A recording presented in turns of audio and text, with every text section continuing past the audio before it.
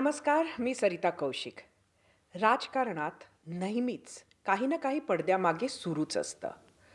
पण सगळ्यात जास्त पडद्यामागे जर कुठल्या पक्षात सुरू असेल, तर तो म्हणजे राष्ट्रवादी काँग्रेस. पडद्यामागेच नाही तर पडद्यासमोर सुद्धा सध्या बऱ्याच कॉन्ट्रोव्हर्सीज आहेत, ज्यात राष्ट्रवादी काँग्रेसचं नाव सातत्यानं येत असतं. त्यामुळे नक्की राष्ट्रवादी काँग्रेसला काय वाटतं, हे जाणून घेण्याची इच्छा महाराष्ट्राच्या मनात आहेत. आज कॉफी विथ कौशिकमध्ये आपल्याबरोबर आपल्या सर्व प्रश्नांची उत्तरं द्यायला राष्ट्रवादी काँग्रेसचे प्रदेश अध्यक्ष सुनील तटकरे आहेत. सुनीलजी, मी आपलं स्वागत करते. नमस्कार. नमस्कार. खरं तर आम्हाला सगळ्यांना माहिती आहे की अजित दादांचं जाणं हा खूप मोठा धक्का होता राष्ट्रवादी काँग्रेससाठी. सगळ्याच इक्वेशन्स तुमच्यासाठी बदलल्या असतील. एकंदरीत पक्षानं आता सावरायला सुरुवात केली आहे का? दादांचं जे दुर्दैवी निधन झालं त्याचा धक्का राष्ट्रवादी काँग्रेस पक्षाला होताच. महाराष्ट्राला सुद्धा होता आणि देशाला सुद्धा होता. पण माझ्या व्यक्तिगत जीवनामध्ये सुद्धा फार मोठा धक्का होता. मला आठवते की 10 मे 1984ला माझे वडील वारले. ते झोपेतच वारले, त्यामुळे सकाळी कळलं. दादांचं निधन सुद्धा तसंच विमान प्रवासात आणि इथून गेले आणि बारामतीला दुर्दैव करता आलं. आजही दादा नाहीत हे मनाला पटतच नाही. गेले 35 वर्ष ज्या पद्धतीने त्यांच्यासोबत मी वावरलो, अनेक वेळेला गंभीर विषयावरती चर्चा केली, अनेक वेळेला मोकेपणाने संवाद केला, अनेक वेळेला मैत्रीच्या ज्या चेष्टा मस्करी असतात त्याही झाल्या. असं ज्या वेळेला आपल्या जवळचं जीवाभावाचं जातं त्यावेळी माझा खूप मोठा जवळचा नेता, मार्गदर्शक, जिव्हाळ्याचा मित्र, प्रचंड विश्वास टाकणारं असं मी गमावलेलं आहे. तर मी स्वतःच अजून सावरले असं मला स्वतःला वाटत नाही. पण काळाच्या ओघामध्ये प्रत्येक गोष्ट ही आपापच करत राहावी लागते. आज कर्तव्य म्हणून, कर्म म्हणून आणि शेवटी ज्या पद्धतीने दादाने राजकारण केलं, समाजकारण केलं, त्याचं उत्तरदायित्व घेऊन काम करत असेल तर हळूहळू का होईना पण कामाला सुरुवात केलीच पाहिजे. म्हणून आता सावरतो आहोत. किती सावरतो आहोत मला माहीत नाही मनाने. कारण मन एकदा तुमचं हादरलं, मनामध्ये एकदा खूप प्रचंड पद्धतीचा असा कल्लोळ तयार झाला की अनेक वेळेला त्याचा परिणाम तुमच्या विचारशक्तीवरती होत असतो, तुमच्या कार्यशक्तीवरती सुद्धा होत असतो. आता या सगळ्या गोष्टी सावरून काम करायचं आहे आणि ते सावरून काम करत असतानाच त्याची सुरुवात आता हळूहळू करतो, पक्षही सावरतो आहे. एक मला नेहमी कुतूहल वाटतं की असा तो कुठला पॉईंट होता तुमच्या आयुष्यातला, ज्यात तुम्ही ठरवलं की तुमची ही पक्षामधली पहिली जवळीक म्हणजे दादांशी. म्हणजे तुम्ही दादांबरोबर आलात, पण दादांचा पण प्रचंड विश्वास तुमच्यावर होता. बघा, राष्ट्रवादी काँग्रेस पक्षाची स्थापना पवारसाहेबांनी 10 जून 1999ला केली. मी सुरुवातीला राष्ट्रवादी काँग्रेस पक्षामध्ये सामील झालो नाही.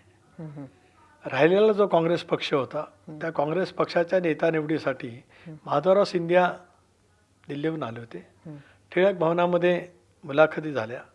14 आमदारच उरले होते, 14-15. त्याच्यात नेता निवडायला दिवस गेला. त्याला विलासराव म्हणाले, विलासरावजी तसे एकदम खेळकर, अरे वसवाडगावची जाहिरी ठरवायला सुद्धा काँग्रेसला वेळ लागतोय. संध्याकाळी उशिरा अनंतराव थोपटे विधिमंडळ नेते झाले आणि मी विधिमंडळ पक्षाचा खजिनदार झालो. दुसऱ्या दिवशी विधिमंडळामध्ये स्टेट बँकेमध्ये विधिमंडळ काँग्रेस इंडियन नॅशनल काँग्रेसचं खातं उघडलं, ज्याच्यात त्यांची एक सही आणि माझी एक सही. पण त्यानंतर राष्ट्रवादी काँग्रेस पक्षामध्ये माझा प्रवेश कसा झाला, तर एक दिवस माझ्या घरीच गावाला मी आणि पत्नीसोबत बोलत होतो. त्याला ट्रंक कॉल होते, फार मोठं मोबाईल नव्हते आले. आणि ट्रंक कॉलवरनं फोन आला दुवाई साहेबांचा की पवार साहेबांना बोलायचं. साहेब माझ्याशी बोलले, कुठं आहे, काय ठरवलं? म्हटलं साहेब काय ठरवलं नाही, आपण सोबत काम करूया. साहेबांना विनंती केली की जरूर मी येईन, पण मी महाराष्ट्राच्या बाहेर भेटेन, कारण त्यावेळेची परिस्थिती वेगळी होती.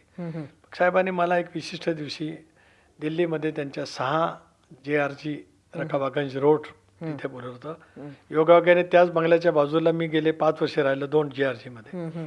आणि तिथे माझी तासभर चर्चा झाली. त्या चर्चेमध्ये मी प्रामुख्याने सांगितलं की मी 84-85ला थोडंसं विस्तृत सांगतोय, आवश्यक आहे. हो हो 84-85ला वडिलांच्या दुःखद निधनानंतर मी राजकारणामध्ये आलो. त्यावेळेला मला वसंतदादा, बॅरिस्टर अंतुले साहेबांना तर मी 67 सालापासून पाहिलं, म्हणजे माझं वय 12 वर्ष असल्यापासून. अंतुले साहेबांचा प्रभाव, स्वर्गीय वसंतदादा, आदरणीय विलासरावजी देशमुख, सुशील कुमार शिंदे यांच्या समेत मी काम केलेलं आहे. हे तुम्ही आपण पाहिलं तर 87ला पवार साहेब काँग्रेस पक्षामध्ये विलीन झाल्याच्या नंतर काँग्रेसमध्ये 2 प्रवाह नेहमीच राहिले. बरोबर हो एक पवार साहेब, एक वसंतदादांचा गट असेल किंवा निष्ठावान लॉयलिस्ट, त्यावेळेला काँग्रेसमध्ये लॉयलिस्ट लॉयलिस्ट हो हो म्हणजे 78चे लॉयलिस्ट आपल्याला माहिती असेल. हो, हो. नाशिकराव त्रिपुरे वगैरे सगळे, अंतुले साहेब, हो, हो. प्रेमला काकी चव्हाण, या सगळ्या प्रभाकर कुंटे सगळे लॉयलिस्ट सो त्यावेळेचे, आणि त्याच्यामुळे सोबत राहिलेला आहे. आणि राज्यातलाही सगळा प्रवास तसाच झालेला आहे. तर साहेबांनी सांगितलं नाही, आता आपण एक नवीन पान उलगडतो आहोत, त्याच्यामुळे कुठल्याही मनामध्ये किंतु परंतु न ठेवता राष्ट्रवादी काँग्रेस पक्षामध्ये प्रवेश कर. सगळी चर्चा झाली, मी हो म्हटलं. पण साहेब मला म्हणाले की सुनील, तुझा प्रवेश लगेच जाहीर करायचा नाही, तू मुंबईला जा, तुला कोणतरी भेटेल, चर्चा करेल, आणि मग आपण तुझा निर्णय 2-4 दिवसातच जाहीर करू.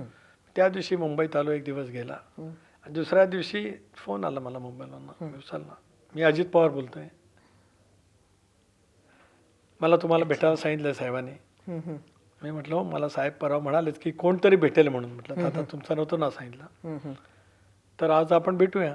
तर मी म्हटलं मी प्रेमकोटला येतो, त्याला आता प्रेमकोटला राहायचे. नाही म्हणाले, तुम्ही कुठं राहता? मी म्हटलं मनोहर आमदार निवासला, मनोहर आमदार मध्ये 135 रूममध्ये तिथं राहतो, मी तुमच्या रूमवरती येणार. नाही म्हटलं दादा, मी प्रेमकोटला येतो. नाही नाही म्हणाले, मला तुमच्याच रूमवरती यायचं. संध्याकाळी 5:30-6 वाजता आले, 1.5 तास गप्पा मारल्या. त्यांना मी हेच आधी सांगितलं, कधी दादांशी एवढं बोलणं झालं होतं का? एवढं नव्हतं तसं. मी ज्यावेळेला 92 जिल्हा परिषद अध्यक्ष झालो, त्यावेळेला दादा सुधाकर नाईक साहेबांच्या मंत्रिमंडळामध्ये ऊर्जा, कृषी, फलोत्पादन या खात्याचे राज्यमंत्री होते. त्यावेळेला जिल्हा परिषद अध्यक्ष म्हणून दादांना मी पहिल्यांदा भेटलो. आणि त्यावेळेला एक लक्षात आलं की मलाही खूप प्रशासनामध्ये शिकण्याची संधी मिळाली, कारण मी अंतुले साहेबांचं प्रशासन बघितलं, स्वर्गीय वसंतदादांचं पाहिलं, आदरणीय विलासरावजींचं पाहिलं, शिंदे साहेब, सुशील कुमार शिंदे साहेबांचं पाहिलं. पण दादांच्यातली जी चमक पहिल्या भेटीमध्ये पाहिली, त्याच वेळेला लक्षात आलं की काहीतरी एक अजब रसायन आहे प्रशासनातलं. हे 93चं सांगतो मी आपल्याला. आणि त्यानंतर मग आले, दिलखुलास चर्चा झाली, आणि मी दादांना सविस्तर सांगितलं की राज्याच्या राजकारणात माझी ओळख एक जे निष्ठावंत, म्हणजे पवार साहेबांच्या विरोधात राज्यामधला जो प्रभाव होता त्या समेतच राहिलेली आहे. त्याच्यामुळे उद्याच्या भवितव्याच्या कालावधीमध्ये तेच कदाचित मनामध्ये राहिलं तर मला राजकारणामध्ये त्रास होऊ शकतो. म्हणाले, माझं नाव अजित पवार आहे. आज अजित पवार आणि सुनील तटकरेंची मैत्री जमली, आता ही आयुष्यभर कायम राहील, आणि तुम्हाला अनुभवायला येईल की मी दोस्तीचा कसा पक्का आहे. मनोहर आमदार निवास 135 रूममध्ये झालेली त्यांची माझी चर्चा. आणि मग 2 दिवसांनी माझा, आपल्या सचिन नायर त्यावेळेला RMFC अध्यक्ष होते आपला इथे, त्या हॉलमध्ये, RMFC हॉलमध्ये माझा राष्ट्रवादी काँग्रेस पक्षामध्ये प्रवेश झाला. आणि त्यावेळेपासून जी मैत्री अशी होत गेली, विश्वास टाकला. विश्वास म्हणजे इतका कमालीचा विश्वास, आपल्याला सांगतो, 99ला 57 आमदार निवडून आले, आणि पक्षाच्या नेतेपदाच्यासाठी A10 बंगला होता भुजबळ साहेबांचा, विरोधी पक्ष नेते म्हणून, तिथेच पक्षाचं कार्यालय होतं. तिथे बैठक सुरू झाली. स्वाभाविकच भुजबळ साहेब पहिले फाउंडर अध्यक्ष, त्यांचा क्लेम, डॉक्टर पदमसिंग पाटील यांचाही, विजयदादा यांचाही होता. असे आग्रह खूप झाला. मग शेवटी साहेबांनी सांगितलं की लोकशाहीचा आपला पक्ष लोकशाही मानणारा आहे, त्यामुळे लोकशाहीच्या मार्गाने पक्षामध्ये उमेदवार ठरवावं, मी याच्यामध्ये पडणार नाही. पण आमदारांच्याच मतदान झालं. अच्छा. 99ला आमदारांच्याच मतदान झालं. मग भुजबळ साहेब, डॉक्टर साहेब, विजयदादा, पिचड साहेब या सर्वांनी आपापले उमेदवारी केली. त्यामुळे तारीख अनवर आले ते दिल्लीवरून, त्यांनी सगळं बॅलेट पेपर बनवलं. त्यावेळेला दादाने मला सांगितलं की आपल्याला भुजबळांना साथ द्यायची आहे. अच्छा. आणि माझ्यामार्फत तो निरोप अनेक आमदारांना पोहोचवण्याची जबाबदारी दादांनी दिली. अच्छा. पक्षामध्ये येऊन 4 महिने झाले असतील, आणि पक्षातला महत्त्वाचा नेत्याचा निवडीचा निर्णय हा माझ्यामार्फत आमदारांना कळवणं, माझ्यावरती किती विश्वास आहे, ही सुरुवात 99ला झाली. 2004ला सुद्धा पुन्हा विधिमंडळ पक्षाच्या नेता निवडीचा आला, त्यावेळेला आम्ही सर्वाधिक जागा क्रमांक 1चा पक्ष राज्यात राष्ट्रवादी काँग्रेस पक्ष, मग काँग्रेस, मग सेना, मग भाजप असं. त्यावेळेला कदाचित आम्हाला मुख्यमंत्रीपद मिळालं असतं तर राज्याचा निर्णय पुढचं राजकारण वेगळं पाहायला मिळालं असतं. का कशामुळे नाही आज काय बोलणार नाही. पण त्यावेळेला सुद्धा R.R. पाटील, भुजबळ साहेब, विजयसिंह मोहिते पाटील, त्यावेळेला ते उपमुख्यमंत्री होते, विजयदादा, तर निवड झाली. त्यावेळेला सुद्धा R.R.ला पाठबळ द्यावं आबांना, हा निरोप माझ्यामार्फतच दादाने दिला आणि R.R. आबा विधिमंडळ पक्षाचे नेते निवडून आले पक्षात. 2009ला दादांना उपमुख्यमंत्री करावं यासाठी माझ्या मेघदूत बंगल्यावरती बैठक झाली. पक्षात अशी बैठक पहिल्यांदाच होती आणि जवळपास 40 आमदारांच्या सह्या झाल्या त्या. आता हे निवेदन साहेबांकडे पोचवायचं, खरं तर कोण मिटिंगच घ्यायला तयार नव्हतं. सर्वांना वाटत होतं दादा व्हावेत, पण साहेबांना काय वाटेल असं प्रत्येकाच्या मनामध्ये येणं स्वाभाविकच आहे ना. म्हणजे तोपर्यंत अशी प्रथा नव्हती, फक्त निरोप कळवला जात होता. आणि माझ्या बंगल्यावरती बैठक झाली आणि मांडलं सगळ्यांनी की दादांना उपमुख्यमंत्री करावं. सह्या झाल्या. अर्थात हे काय दादांना विचारून नव्हतं आम्ही केलं. आणि त्याच्यानंतर पक्षामध्ये मग बैठक नव्हता. दिल्लीहून प्रफुल्ल पटेल आले. विधिमंडळ पक्षाच्या बैठकीच्या ऐवजी पत्रकार परिषदेमध्ये नेता म्हणून भुजबळ साहेबांची निवड केली. त्यावेळेला दादाने मला गाडीत बसवलं. एक काही अंतरापर्यंत आम्ही प्रवास केला आणि सांगितलं की ठीक आहे सुनील, झालं नाही झालं यावेळेला आपण करू काम, पक्षाचं काम अधिक नेटाने करू. तिथून मला सोबत एकट्याला घेऊन गेले. मैत्रीचा दृढ कसा असतो बघा. त्याच्या आधीची गोष्ट सैरताजी, रायगड जिल्हा परिषदेच्या अध्यक्षाच्या निवडीसाठी 20 मार्च 2002 शेतकरी कामगार पक्षाचा अध्यक्ष करा असं पवार साहेबांनी मला आदेश दिले होते. आणि दुर्दैवाने त्यावेळेला साहेबांनी दिलेला आदेश मला पाळता आला नाही. त्यामुळे काँग्रेस राष्ट्रवादीमध्ये मी दिलेला आदेश माझ्या पक्षाने पाळला नाही आणि शिवसेनेचा अध्यक्ष त्यावेळेला झाला. अच्छा. त्याच वेळेला 2002चं सांगतो, म्हणजे शेका पक्षाचा अध्यक्ष करू शकलो नाही. तिथेच अलिबागला मी म्हटलं की माझी कदाचित मंत्री म्हणून अलिबागला शेवटची फेरी असेल. कारण माझं अंतर्मन मला सांगत होतं. मी पेणला आलो, तिथून चहा घेऊन निघाल तर पळसपा फाट्यावरती गाडी थांबवली. गृहमंत्र्यांनी फोन करा सांगितलं. गृहमंत्री होते भुजबळ साहेब, उपमुख्यमंत्र्यांनी. माझ्या लक्षात आलं की कशासाठी असेल. मी म्हटलं करतो. परत पनवेल स्टँडवरती माझी गाडी पोलिसांनी थांबवली की गृहमंत्र्यांना फोन करा. तरी मी केलं नाही. मग शेवटी वाशी टोल नाका तिथे गाडी थांबवली की नाही, गृहमंत्र्यांनी ताबडतोब फोन करा सांगितलं. लावला फोन. भुजबळ साहेबांनी सांगितलं की तुझा राजीनामा मागितलाय तर तू असशील तिथून दे. तर म्हटलं साहेब मी गाडीत आहे, मी एक अर्धा तासात पोचतोय. तर मी पोचेपर्यंत माझ्या एटीएन बंगल्यावरती भुजबळ साहेबांचे आता जे खोडके आमचे आमदार आहेत ते तिथे होतेच. माझा राजीनामाचा म्हणजे खोडक्यांची चूक नाही किंवा भुजबळ साहेबांचा नाही, पक्षाचा निर्णय होता. मी लगेच दिला. दादांना फोन लावला. दादा साताऱ्यात होते आणि 21 तारखेला पारचा वाढदिवस. ते म्हणाले मी साताऱ्यावरून आता निघालोय, पारचा वाढदिवस आहे, सकाळी 7 वाजता मी येईन, तोपर्यंत राजीनामा देऊ नको. पण मी राजीनामा दिला होता. त्यांना काय सांगितलं नाही. नेता किती पाठबळ देऊ शकतो. 22 मार्चला सकाळी 7 वाजता अजितदादा माझ्या A10 बंगल्यावरती आले आणि त्यांनी मला मिठी मारली. म्हणाले तुझी काही चूक नाही, पण समजून घेऊ आपण. मग त्याच्यानंतर माझा राजीनामा झाला. परत माझा मंत्रिमंडळामध्ये शपथ घेताना सुद्धा तो होत नव्हता. त्याला साहेब लंडनला होते. एक दिवस दादाने आग्रह केला. भुजबळ साहेब सह्याद्रीला होते. म्हणाले सुनीलची शपथ घ्या. ते म्हणाले साहेबांची परवानगी घेतल्याशिवाय घेऊ शकत नाही. साहेबांना लंडनची वेळ बघून फोन लावला. भुजबळ साहेबांनी सांगितलं की दादा आले, तटकरे आले, शपथ काय. त्यांच्या आग्रहाखातर माझी शपथ झाली. आणि दुसऱ्या दिवशी शेतकरी कामगार पक्षाचे गणपतराव देशमुख, मीनाक्षीताई पाटील, मोहन पडले यांनी राजीनामा दिला. आणि मग आपल्याला आठवत असेल तर विलासराव देशमुखांच्या सरकारवरती विश्वासदर्शक ठराव पारित करण्याची वेळ आली. त्याचं कारण माझं मंत्रिपद जे मला दादाने आग्रहपूर्वक दिलं त्याचा राग शेतकरी कामगार पक्षाला आला. त्याच्यातून ती घटना घडली. मग तो विश्वासदर्शक ठराव सभागृहात मंजूर झाला. आपल्याला माहिती असेल मुंबईच्या त्या मातोश्री क्लबमध्ये आमदार होते, मग आमदार बँगलोरला गेले. असा सगळा जो प्रवास आहे, या सगळ्या प्रवासातली ती एक साथ आहे. हा झाला एक राजकीय भाग.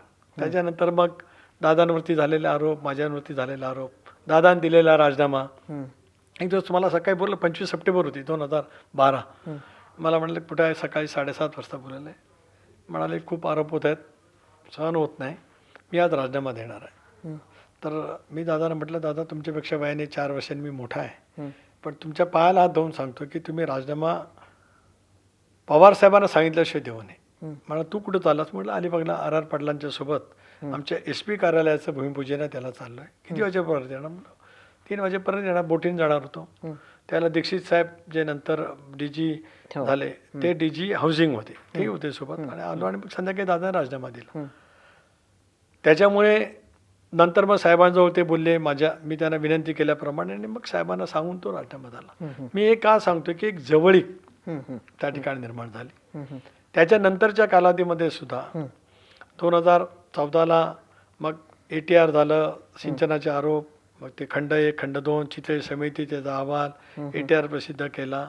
मग मी लोकसभेला उभा राहिलो. तो सुद्धा कसं, तर राहुल गांधींच्या मनात राजीव सातवना हिंगोली मतदारसंघातून उमेदवार होते. आता हिंगोली मतदारसंघ म्हणजे सूर्यकांता ताई तिथून निवडून आलेल्या होत्या, त्यामुळे तो राष्ट्रवादी काँग्रेस पक्षाचा. मग तो मतदारसंघ राहुल गांधींचा खूपच आग्रह झाला, मग तो ते काँग्रेसला दिला. मग त्याच्या मोबदल्यात रायगड घेतलं. ते शेवटच्या टप्प्यात अनेक मंत्र्यांनी त्यावेळेला उमेदवारी करावी असं साहेबांचा आग्रह होता, पण प्रत्येकाने नाही म्हणालं, कारण प्रत्येकाला राज्याच्या राजकारणात राहायचं होतं. दादांनी मला सांगितलं की सुनील, साहेबांनी सांगितलं म्हटल्यानंतर लढलं पाहिजे. मी लढलो. 15 दिवसाचीच कालावधी मिळाली. मी फक्त 22 मतांनी पडलो. ते सुद्धा 4 सुनील तटकरे उभे राहिले. पण त्याच्यानंतर मग मी राजीनामा दिला, मी प्रदेशाध्यक्ष झालो. 14 ते 18 दादांनी मी संबंध महाराष्ट्र फिरून काढला, किंवा लोकसभेनंतर विधानसभा होईपर्यंत ते उपमुख्यमंत्री आणि मी प्रदेशाध्यक्ष, संबंध महाराष्ट्र मी फिरून काढला. त्याच्यामुळे राजकीय साथ मिळाली, पण त्याच्या पलीकडे सुद्धा व्यक्तिगत जीवनामध्ये अनेक वेळेला स्नेहसंबंध आले. आणि ते इतक्या पद्धतीचे सरताजे आले की अनेक वेळेला माझ्या सुतारवाडीच्या फार्म हाऊसवरती 2-3 महिन्यातून दादा आले नाहीत असं कधी झालं नाही. एकदा तर आईंना आणि सगळ्या परिवाराला घेऊन आले.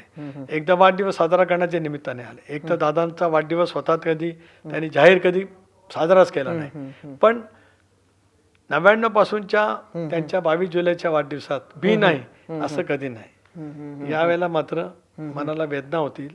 2026ला आता ज्यावेळेला 22 जुलै येईल त्यावेळेला मात्र अश्रूचे बाण थांबणार नाहीत, कारण यावेळेला नक्कीच ज्यांना जाऊन मी शुभेच्छा द्याव्यात ते नाही, कमालीचं दुःख आहे. या पूर्ण काळात म्हणजे आता दादा गेल्यानंतर बऱ्याच आव्हानांना तुम्हाला आणि पक्षाला सामोरं जावं लागलं. ती आव्हानं, सगळ्यात मोठी आव्हानं कुठली होती असं तुम्ही म्हणाल? आव्हानं सर्वात मोठी होती की स्वतःच्या मनाला सावरणं. आणि ते सावरत असताना दादांनी जो विचार आम्हाला दिला तो अढळ निश्चयाने पुढे चालू ठेवणं. त्यामुळे सावरलं स्वतःलाच. स्वाभाविकपणाने नंतरचा प्रश्न होता की दादांच्या नंतर काय, पक्षाच्यासाठी दादांच्या नंतर तर काय. कारण मी मगाशी आपल्याला म्हटल्याप्रमाणे की हे शेवटी चालू राहतच असतं. बरोबर. दादा गेल्याचं आयुष्यभर विसरता येणार नाही. बरोबर. पण गेले ते वास्तव आहे, सत्य आहे. बरोबर. म्हणजे त्या ठिकाणी पुन्हा उत्तराधिकारी आलास. त्यामुळे ते जबाबदारीचं भान मनामध्ये ठेवलं. त्याच्यामुळे मला आमच्या सर्व सहकाऱ्यांना निश्चितच वाटलं की वहिनी ह्याच दादांच्या, कारण त्यांची सुद्धा त्यांची साथ ही दीर्घकाळची आहे. विवाह झाल्यापासूनची दादांची साथ त्यांनी केलेली. दादांच्या राजकारणामध्ये अनेक क्षण असे आलेले. अशा वेळेला वहिनींनी त्यांना दिलेली साथ ही आम्ही सर्वांनी लक्षात घेतली. आणि मग वहिनींच्या जवळ चर्चा झाली. आणि मग ते सर्वात मोठं आव्हान होतं ताबडतोब विधिमंडळ पक्षात नेता निवडणं किंवा शपथविधीची प्रक्रिया पूर्ण करणं, भारतीय जनता पक्षाची म्हणजे मुख्यमंत्री महोदयांची मान्यता घेणं, भारतीय जनता पक्षाच्या शीर्षस्थ नेतृत्वाची मान्यता मिळवणं, हा सगळा करणं गरजेचंच होतं. आणि ते आम्ही तातडीने केलं. म्हणजे मी एकट्याने केलं असं नाही. मी असेल, प्रफुल्ल पटेल असतील, भुजबळ साहेब असतील, हसन मुश्रीफ असतील, धनंजय मुंडे असतील, कारण आम्ही सगळेजण दादांच्या निर्णय प्रक्रियेतला एक भाग होतो. 23ला ज्या वेळेला 2 जुलैला दादांनी आम्ही निर्णय घेतला आणि शपथ झाली इंडियामध्ये जाण्याचा, ती सगळी प्रक्रिया अशी 1 महिनाभराची दीर्घकाळची होती. त्यात आम्ही होतो, त्याच्यामुळे स्वाभाविकपणाने आमची ती सर्वांची जबाबदारी होती, ती आम्ही पार पाडली. दादा गेल्यानंतर एक अजून असं घडलं की अगदी 2-4 दिवसातच विलिनीकरणाच्या इतक्या बातम्या, म्हणजे जी मंडळी आधी त्यावर कुठलंच वक्तव्य करत नव्हती ती सुद्धा विलिनीकरणाच्या चर्चांमध्ये सहभागी आम्ही होतो हे सांगत समोर आली. बरेच दावे प्रतिदावे सगळे झाले. तुम्ही या राजकारणाचं विश्लेषण कसं करता? त्याच गोष्टीचं थोडंसं वेदना झाला की दादांचं शव ज्या वेळेला अंत्यदर्शनासाठी विद्याप्रतिष्ठानच्या प्रांगणामध्ये सर्व पोस्टमॉर्टमची प्रक्रिया करून आणणं पहिल्या दिवशी, अंत्यसंस्कार दुसऱ्या दिवशी झाले. त्या पहिल्या दिवशीच काही जबाबदार नेत्यांनी मुलाखती दिल्या की दादांची अंतिम इच्छा होती विलिनीकरणाची, विलिनीकरण टप्प्यात आलेलं होतं, या तारखेला विलिनीकरण होणार होतं. आणि मग एक सो कॉल तो एक व्हिडिओ, तो नंतर दादा त्या बैठकीला बसलेत आणि ते सगळे आहेत असा तो झाला. सलग 2 दिवस त्या मुलाखती चालू राहिल्या. आम्ही तर सगळे हादरलेलो होतो मनातून सर्व अर्थाने. म्हणजे पहिला दिवस तसा, दुसरा दिवस अंत्यसंस्काराचा. त्यामुळे मी तर मीडियाच्या पुढे बोलण्याच्या मानसिकतेमध्येच नव्हतो. बोललो असतो तर अशुतभान आवरलाच नसता आणि बोलताही आलं नसतं. तर त्याच्यामुळे ज्या पद्धतीने ते सुरू झालं याचा अर्थ लगेचच लक्षात आला, राजकीय अर्थ, की नाही आता याचा काही ना काहीतरी घडत आहे. आणि मग त्याच वेळेला म्हणजे काय काय घडतंय, म्हणजे त्याचं राजकीय विश्लेषण तुमचं राजकीय काय? विश्लेषण असं आहे की विलिनीकरणाची चर्चा जाहीर करणं याचा अर्थ की आता दादा गेलेत आणि विलिनीकरण थांबलं तर आता विलिनीकरण नंतर होईल, याचा आता विलिनीकरणाच्या नंतरचं सिनारिओ टोटल बदलतो. आता म्हणजे माझा काय त्याला विरोध होता अशाला काय भाग नाही. मला त्या गोष्टीची अगोदर माहिती होतीच. दादाने सांगितली होती, आता कोणी काय म्हणेल मला माहिती होतं की नाही. आता आपल्याला दुसरं एक सांगतो, 2019ला 27-28 सप्टेंबरला दादाने विधानसभा सदस्यत्वाचा राजीनामा दिला होता. आपण बघा, बारामतीच्या सदस्य का दिला? राज्य सहकारी बँकेत 25,000चा घोटाळा, अमुक तमुक असं त्यांच्यावरती जे आरोप झाले त्याच्यामुळे ते उद्विग्न झाले. आणि मी त्यावेळेला कर्जत तालुक्यामध्ये एक ठिकाणी पक्षाच्या बैठकीला होतो. तिथे मला फोन केला की सुनील, मी आज आमदारकीचा राजीनामा देणार. मला क्षणभर कळलं नाही की दादा का आमदारकीचा राजीनामा. नाही म्हणाले, एवढा 25,000 कोटीचा काही संबंध नाही. ज्या बँकेला मी ऊर्जितावस्थेत आणलं, अनेक सहकार चळवळ उभी केली, त्याच्यामध्ये आरोप येतोय, आता बारामतीकरांना काय सामोरं जाऊ, मी आमदारकीचा राजीनामा देतोय. संध्याकाळी त्यांनी हरिभाऊ बागड्यांना थांबवलं. ते विधानसभा अध्यक्ष होते. वेद पाठक नावाचे दादांचे पीए होते. त्यांना घेऊन जाऊन त्यांनी राजीनामा दिला. आणि मग का मी हे सांगतोय की हे सगळं पाहिल्याच्या नंतर मग दादा उभे राहिले, समालाकाच्या प्रकारे आले. मग पुन्हा महाविकास आघाडीचं सरकार झालं, ज्याच्यात उद्धवजी मुख्यमंत्री झाला, तो पुढचा भाग आहे. तर हे सगळं पाहिल्याच्या नंतर असं लक्षात आलं की विलिनीकरणाची चर्चा, याचा अर्थ आम्ही निर्णय घेतल्यावर आमची लढाई प्रामुख्याने पवारसाहेबांच्या, श्रद्धेय पवारसाहेबांच्या राष्ट्रवादी काँग्रेस पक्षावर होता. कारण आम्हाला जागा कुठल्या सुटल्या? बरोबर. तर ज्या जागा राष्ट्रवादीची सत्तावर निवडून आल्या होत्या बरोबर. एकत्रित 19ला, स्वाभाविक, कारण शिंदे साहेबांना जागा कुठल्या सुटल्या तर शिवसेना एकत्रित असलेल्या त्या जागा प्लस अधिक काय मिळाल्या. भारतीय जनता पक्षाच्या जागा होत्या त्या आल्या, अधिक मग काँग्रेसच्या जागा वगैरे असं करून ती संख्या थोडीफार वाढली.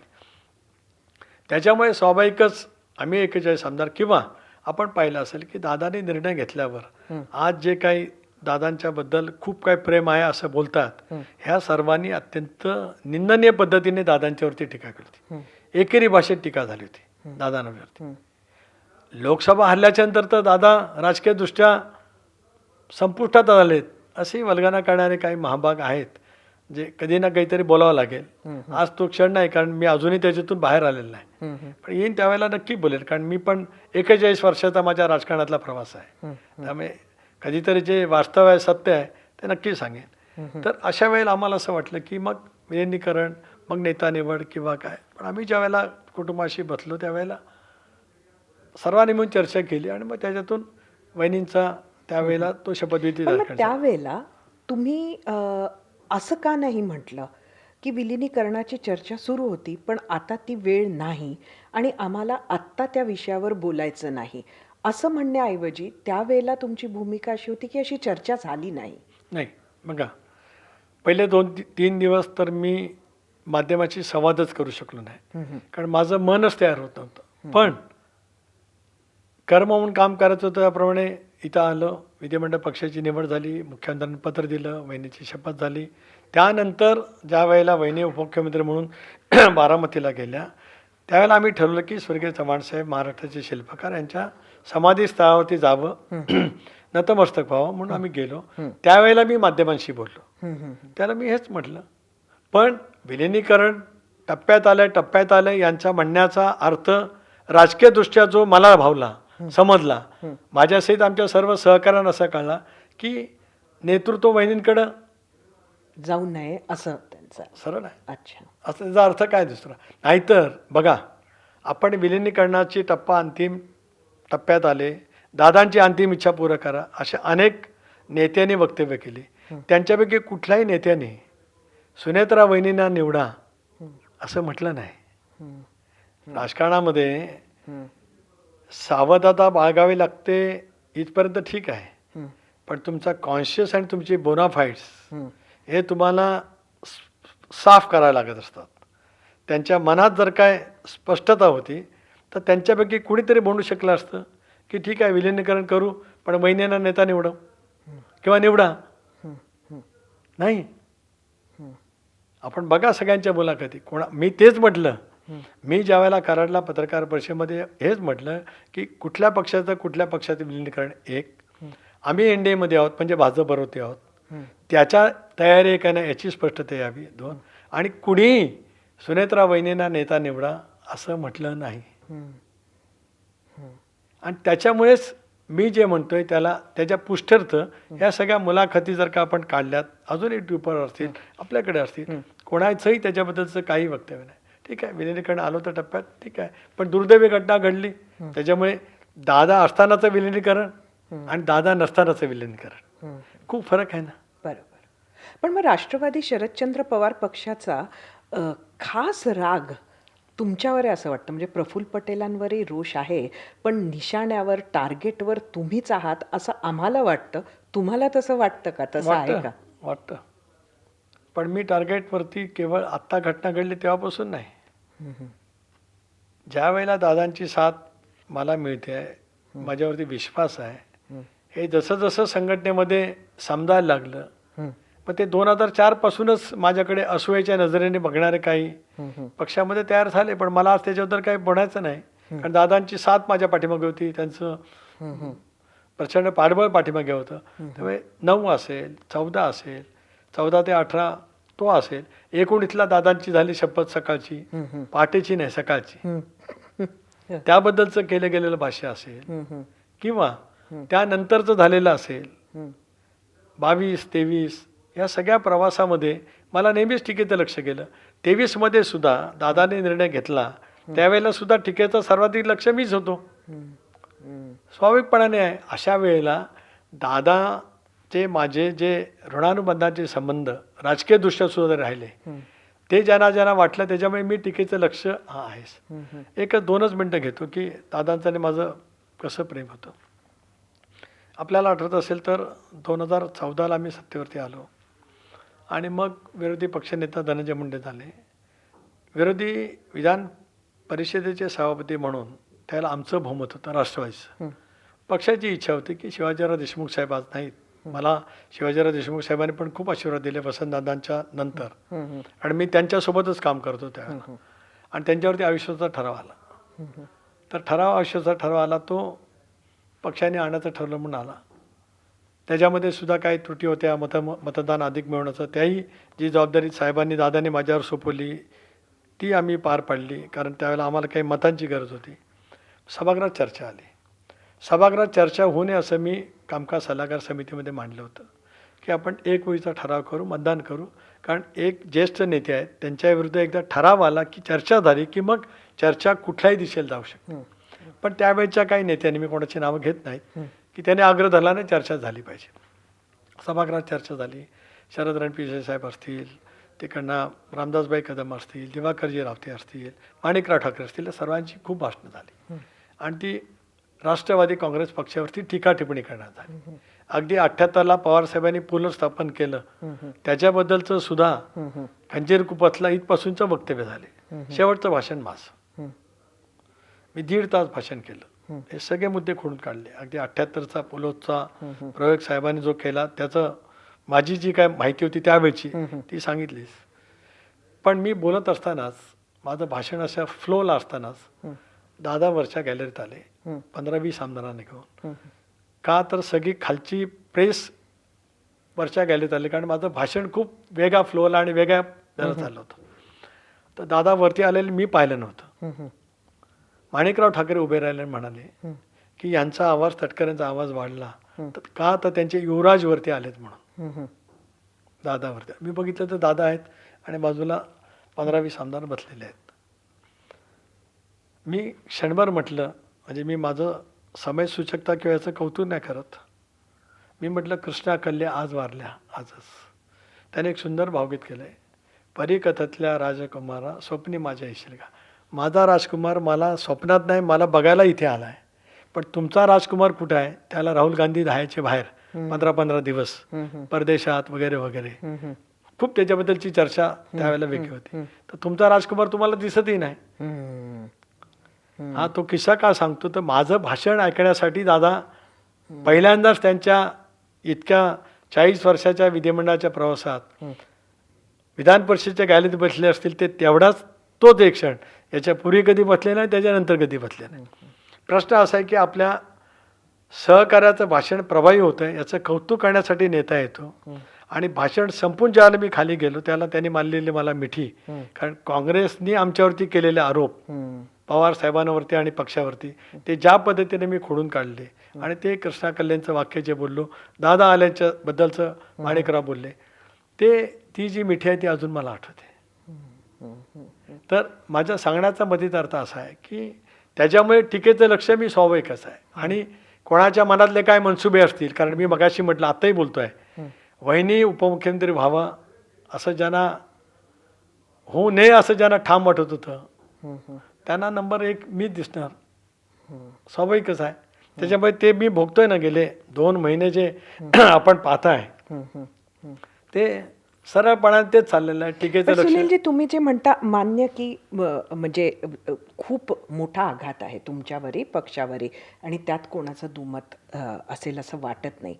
पण शेवटी जसं तुम्ही म्हटलं की प्रॅक्टिकल दृष्ट्या जसं उपमुख्यमंत्री पदाची शपथही झाली वहिनींची हे सगळं बघता काही गोष्टी ह्यात सुरू ठेवाव्या लागतात. पण त्या पद्धतीनं म्हणजे सुनेत्रा वहिनींनी उपमुख्यमंत्री पदाची शपथ घेतली आहे त्या काम समजून घेण्याचा प्रयत्न करतात हे सुद्धा आम्ही बघतो आहोत. पण दुसरीकडे पक्षातला जे एकसंध ठेवण्यासाठी जे दिसायला पाहिजे समोर म्हणजे राजकारण दिसणं सुद्धा अत्यंत गरजेचं असतं. ते आमदारांना नेत्यांना त्यांच्या मनातले संभ्रम त्यांना पुढची दिशा अजून तरी मिळते असं वाटत नाही आहे. एक कन्फ्युजनची स्टेट नक्कीच कार्यकर्त्या नेत्यांच्या मनात आहे असं तुम्हाला वाटत नाही आहे का अजून म्हणजे ती प्रक्रिया समहाव सुरू नाही झाली आहे. मला हे जाणवतं आपण जे म्हणताय ते त्याच्यात वास्तव आहे. याचं कारण एकतर दादांच्या अकाली निधनातून किंवा त्या शॉकमधून पक्षाचा कार्यकर्ता किंवा आमदार बाहेर आलेला आहे आणि प्रत्येकाला आपलं फ्युचर काय याची मनामध्ये साशंकता येते. पण बहिणी ज्या धीरोदत्तपणाने त्यांनी ते स्वीकारलं आणि ज्या पद्धतीने ते काम करतायत याचा अर्थ नक्की आहे की दादांच्या स्वप्नातला पक्ष आम्ही सगळेजण पूर्ण ताकदीने निश्चितपणाने उभं करू. पण आपण म्हणताय ती एकवाक्यता. आता ती एकवाक्यता आहे की नाही आहे पण ती नाही असं दाखवण्यासाठीच काही पेड म्हणजे मला माझा प्रश्न तोच पेड काही चालू आहे. त्याच्यातूनच मग अनेक गोष्टी त्याच्यातून येतात आणि प्रत्येक गोष्टीचं जोडलं जाते माझ्याकडे किंवा मग 2 नंबरला प्रफुल्ल पटेल. हे जे काय जोडलं जात आहे आता अपघाताची चौकशी झालीच पाहिजे पहिल्या दिवशी मागणी केली. मुख्यमंत्र्यांनी बारामतीला घोषित केलं सीआयडीची इन्क्वायरी. त्या खात्याचे मंत्री राम नायडू आणि मुरलीधर मोहोळ बारामतीला आले. तिथेच त्यांनी ती स्वायत्त संस्था त्याची चौकशी घोषित केली. मी 3ऱ्या दिवशी ज्याला पहिल्यांदा माध्यमाशी बोललो कराडला तिथे म्हटलं की चौकशी घोषित केली ताबडतोब चौकशी यावी. पण सतत म्हटलं गेलं आम्ही मागणीच नाही केली. आता करून झाली, पण सोयीस्कररित्या जर काय आम्हाला टार्गेटच करायचं असेल पेड कॅम्पेन ठेवून, तर मग हे सारखं सुरूच राहिलं आणि मग त्याच्यातून अनेक गोष्टी. माझं तर म्हणणं आहे की जसं मुख्यमंत्र्यांनी परवा सांगितलं की जगातली या अपघाताच्या बाबतीमध्ये जी सर्वात चांगली यंत्रणा असेल ती लावावी. तपास लवकरात लवकर करावी. सभागृहामध्ये पण बोललो, लोकसभेच्या वारंवार पत्रकार परिषदेमध्ये बोललो. महाराष्ट्राच्या देशातल्या जनतेला जाणून घ्यायचं की अजितदादांसारख्या लोकत्व नेतृत्वाचा विमान अपघात जो झाला तो घातपात होता का अपघात होता, ते एकदा तुम्हाला समोर पक्ष येतं. म्हणून वैयक्तिकरित्या त्याचबरोबर आम्हाला सगळ्यांना कुतूहल आहे की सुनेत्रा वहिनी झाल्या, पार्थ पवार झालेत, जय पवार झाले, प्रफुल्लभाई झाले, तुम्हाला सगळ्यांना रोहित पवारांसारखीच म्हणजे शंका कुशंका आहेत त्या अपघाताला घेऊन, की फक्त तपास व्हावा ही तुमची भूमिका आहे? नाही, एक बाब अशी आहे की अनेक वेळेला पत्रकार परिषदेमध्ये मी हे सांगितलं की चौकशीच्या अशा अपघाताचे जे काही पद्धती ठरली असेल भारत सरकारची, ती प्लस जे कोण काय म्हणतंय त्या सर्वाची एकत्रितपणाने तपास त्या दिशेने करावा, किंवा ज्यांच्याकडे आज माहिती असेल त्यांच्याकडनं सुद्धा ती माहिती सरकारने त्या ठिकाणी घ्यावी.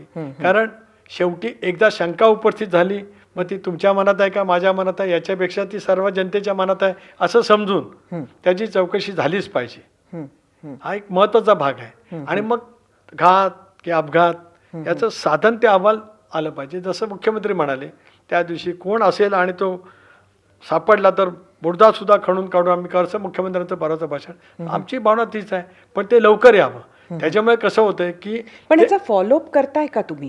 कारण तेच परसेप्शनमध्ये जो प्रॉब्लेम होतोय जनतेत तो हाच आहे की जनतेच्या समोर तुम्ही मांडताना दिसत नाही. हे एक मान्य करू शकतो की तुम्ही सरकारमध्येच आहात, तुम्ही या गोष्टी बोलतही असाल, पण तरीही जनतेच्या समोर त्या जात नाही आहेत की तुमच्या मनात या गोष्टीला घेऊन प्रश्न आहेत, तुम्ही त्या तपासाला ड्राईव्ह करता आहात, असे संकेत जनतेपर्यंत पोहोचत नाही आहेत. एक कसं आहे सत्ताजी की मुख्यमंत्र्यांना आम्ही भेटलो, सीबीआयचं पत्र दिलं, ज्या वेळेला मुख्यमंत्री महोदयांची भेट झाली त्या वेळेला कुठपर्यंत चौकशी आहे, मग तो प्राथमिक अहवाल नंतर आला, त्याच्यातही खूप त्रुटी आहेत. त्या अहवालावरती आम्ही कोणी अजिबात समाधानी नाही आहोत. ही लगेच प्रतिक्रिया दिली माध्यमांच्या जवळ आणि मुख्यमंत्र्यांजवळ सुद्धा व्यक्त केली. आता फक्त एवढंच आहे की असं पिटत आम्हाला सांगण्याची सवय नाही. जे दुःख आहे ते इथे आहे, आणि जे इथे अंतःकरणामध्ये ते असं शो करून दाखवण्यानेच काय फरक होतं असं नाही. आता काही ना त्याच्यातच 8 तास असेल तर त्याचं त्यांनी करावं, कारण आम्ही अनुभवलेलं ना त्या सगळ्या काळात दादांच्याबद्दल कोण एकेरी भाषण करत होतं, कोण बोलत होतं, आणि आता कोण नेमकं एक वेगळा पुळका आल्यासारखं बोलत आहे.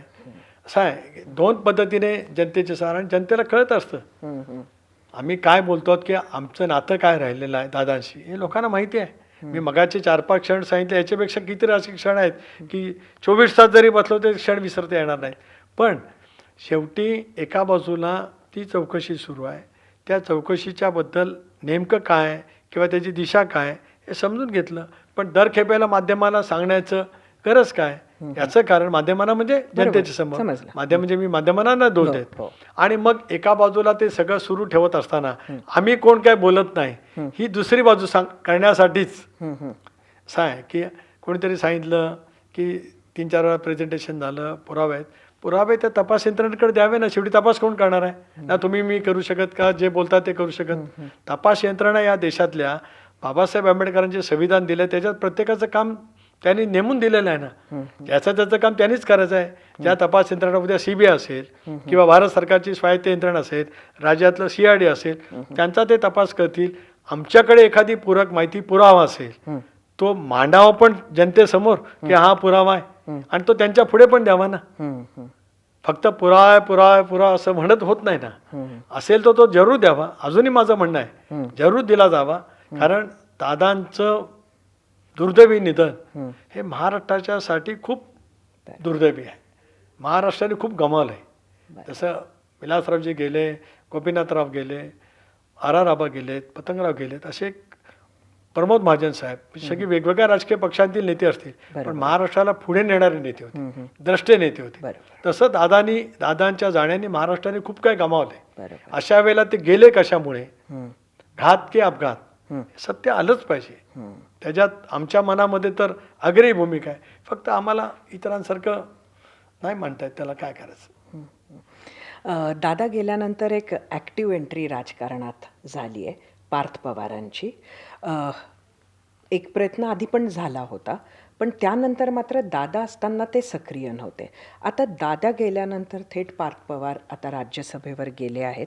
तर हा निर्णय कोणाचा होता? हा पक्ष म्हणून पक्षानं घेतलेला निर्णय होता की हा पार्थ पवारांचा आग्रह होता, त्यांचा स्वतःचा होता? काय नक्की झालं? एक बघा, ज्या वेळेला लोकसभेच्या निवडणुकीला आम्ही सामोरं गेलो त्याच वेळेला पार्थ पवार राजकारणामध्ये यावेत अशी चर्चा दादांच्या उपस्थितीमध्येच आम्ही मंडळी जे काही सहकार्य त्यांच्यासोबत झालेली होती.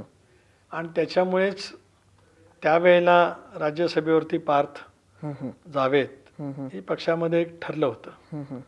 पण त्यानंतर मग ती जी जागा होती ती जागा प्रफुल्लभाई त्यावेळेला एक अँटी डिफेक्शनचं आमच्या विरुद्ध लोकसभेमध्ये व्हीप नाही बजावला, ऐकलं नाही म्हणून एक चालू होती. प्रफुल्लभाई तिथे गेले. पण नंतर प्रफुल्लभाईंची जी रिक्त जागा झाली तिथे पार्थ पवार जाण्याचं दादा असताना नक्की झालं होतं. मी जे आहे ते सत्य सांगते, कुठलं लपून छपून सांगण्याचं काही कारण नाही. पण त्यानंतर लोकसभेच्या निवडणुकीत बारामती मतदारसंघातून वहिनींचा पराजय झाला. मग पार्थच्या ऐवजी वहिनींनी जावं असं पक्षात ठरलं. अच्छा. म्हणून वहिनी राज्यसभेवरती आल्या. आणि आता या दुर्दैवी परिस्थितीमुळे वहिनी आता इथे पक्षाचं नेतृत्व करण्यासाठी ज्या पद्धतीने हे सगळं पचवून, दुःख पचवून ज्या धीरदत्त पद्धतीने ते नेतृत्व करतायत, अशा वेळेला मग स्वाभाविक जे पूर्वी ठरलेलं होतं ते करण्याचा आम्ही सामुदायिक निर्णय एकत्रितपणाने घेतला. त्या ठिकाणी तो वहिनी असतील, पार्थ असेल, जय असेल, आम्ही सगळे असू, प्रफुल्लभाई, छगन भुजबळ साहेब, मी, धनंजय मुंडे, हसन मुश्रीफ आणि मग पक्ष दिलीपराव, पक्षाच्या सर्व जो त्यावेळेचा कोर ग्रुप, आता आम्ही कोर ग्रुप अजून विस्तारू, त्याच्यामध्ये बसून घेतला आणि पक्षाच्या बैठकीमध्ये आम्ही ठरवलं. त्याच्यामुळे ठीक आहे ना की त्यांची एंट्री झाली. 19ला ते लोकसभा लढले, मला आठवतं ना 14ला 19ला त्यावेळेला माझ्या मतदारसंघातलं मतदान 3 दिवस आधी संपलं होतं. माझं मतदान संपलं आणि मी 3 दिवस कर्जतला प्रचाराला होतो. पण त्यावेळेला देशातच राजकारण वेगळं होतं. मोदी साहेबांचा डबल सुनामी लाट देशात होती. त्याच्यात त्यांना पराजय पत्करावा लागला. उमेदवारीच्या वतीमध्ये सुद्धा सुरुवातीला हो नाही असं होत गेलं, पण झाला. पण त्याच्यामुळे ठीक आहे ना, याचा अर्थ काय, त्यावेळेला नाही जिंकू देऊ शकले, आज आता संधी आहे, सुरू होईल. पक्षाचं एक नवं नेतृत्व तयार होणं आमच्या सर्वांचं पाठबळ आहे. प्रत्येक पक्षासाठी ते महत्त्वाचं असतं. पण आज दादा असते तर त्यांना घरून गायडन्स दादांचा राहिला असता पार्थ पवारांना. आता संसदेचा तुमचा अनुभव आहे, राजकारणाचा एवढा प्रदीर्घ अनुभव आहे, तर सध्या पार्थ कोणाचं ऐकतात आहेत, तुमचं की त्यांचे आजोबा सुप्रियाताई, त्यांच्या आत्या, ह्याही सगळे तिथे संसदेत आहेत, त्यामुळे त्यांना सध्या ॲडवाईस कोण करतंय राजकारण? एक असं आहे की अजून राज्यसभा सदस्य म्हणून त्यांनी शपथ घ्यायची आहे. त्याच्यामुळे संसदेतला त्यांचं काम आता ज्यावेळेला संसदेचं अधिवेशन होईल त्याला सुरू होईल. त्यांनी मार्गदर्शन कोणाचं घ्यायचं तो त्याचा अधिकार आहे. पण दादांचा एक जवळचा सहकारी म्हणून पार्थ मला सुद्धा अनिकेत आदित्यसारखाच आहे.